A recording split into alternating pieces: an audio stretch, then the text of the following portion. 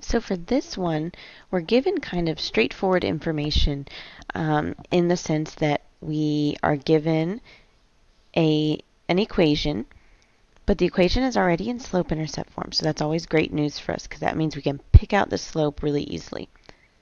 So we're given an equation and a point.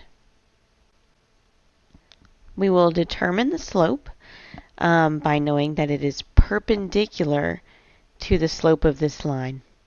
So if that slope is negative 1/2, remember perpendicular slope means that it is the opposite reciprocal.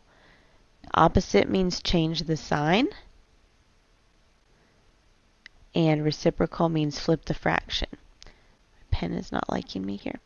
So we're going to change the sign from negative to positive, and we're going to flip the fraction. So now the slope will be positive instead of negative, and it's going to be 2 over 1, or just 2, instead of 1 over 2. So it's perpendicular, and it's 2. We plug the point and slope into point-slope form, because we're already given a point here.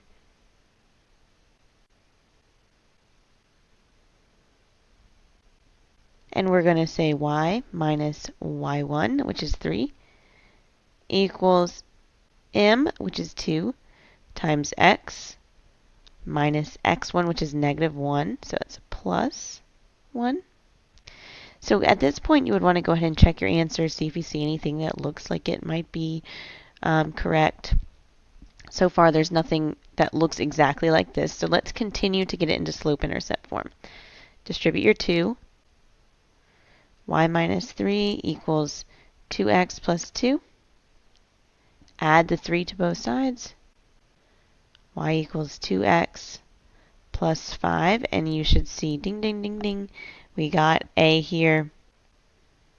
We did get it to match answer choice A.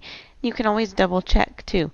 You can plug in your point, negative 1, 3, negative 1 for x and 3 for y, and that should come out with a true statement.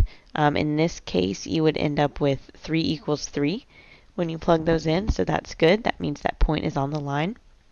And also, it has a perpendicular slope to y equals negative 1/2 x plus 4, so we are good on that front as well.